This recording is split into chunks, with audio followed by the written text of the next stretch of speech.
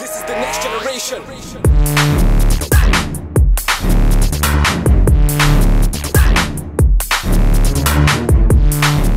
What's good, YouTube? This is your boy Shoefly, and we are back with another pickup.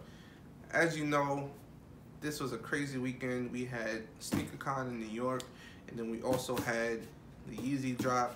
This is the last Yeezy drop of the season. So what I want to do is actually do a video for you guys, because if you weren't able to cop a pair and you're looking to buy a pair aftermarket, there are some differences in this pair than you will find with other past V2 drops.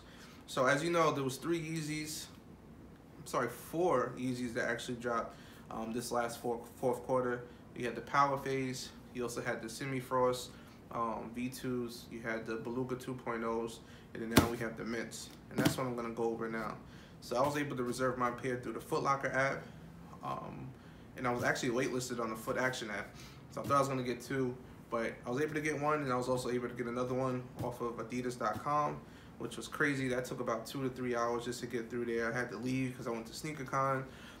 By the time I came back, I was through the splash page again, so you know, I probably missed out on a couple other pairs, but I was able to get my homie a pair for retail. He was happy because that's his first pair of Yeezys that he's been trying to get.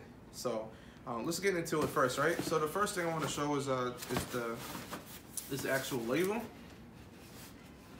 So you see the label's a little different here. The font is totally different than what you would normally see on the V2 box. And on here it also says inside, PEC inside. It's a graphic on here. So I don't know what that is, or it's different. And the line on the actual label is under the Y. Sometimes you see it under the Z, depending on the actual shoe. The paper inside is exactly the same, but there are some differences. So first off, retail on these shoes were $220. If you live in New York, after taxes, that's $238, which is crazy. But here you have it.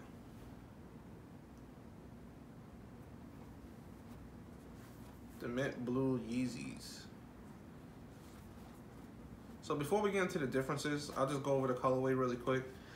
I'll read it off the box. Blue tint, gray, heather.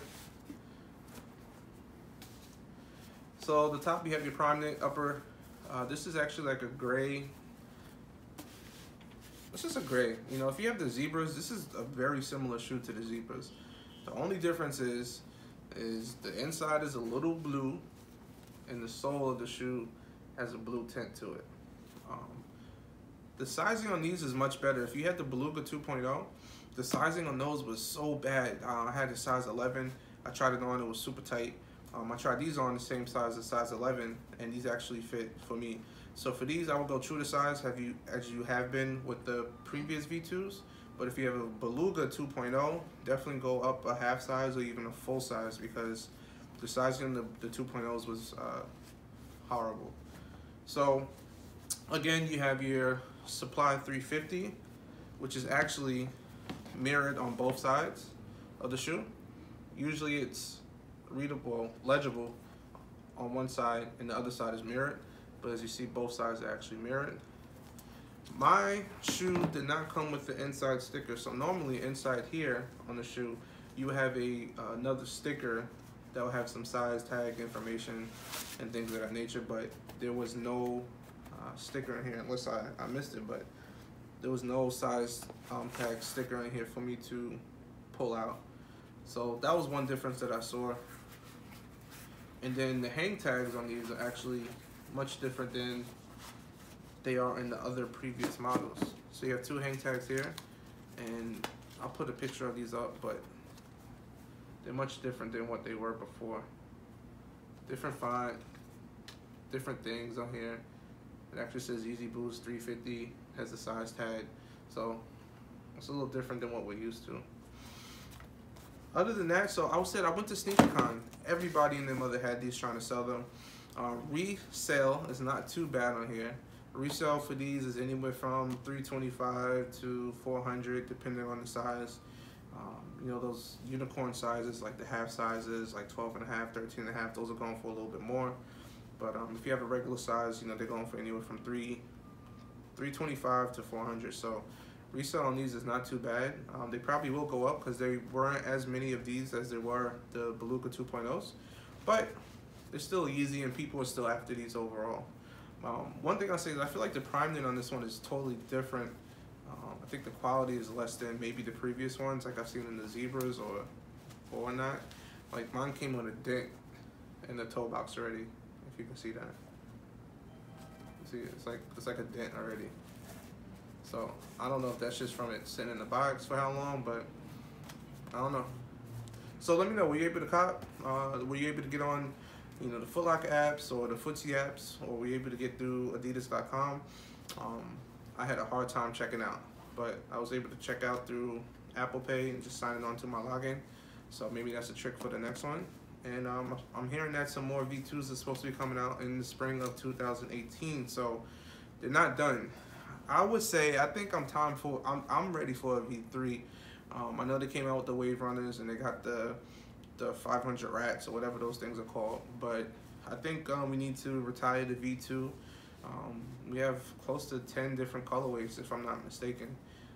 You have the Beluga, then you had the 3 that came out for Black Friday a couple years ago.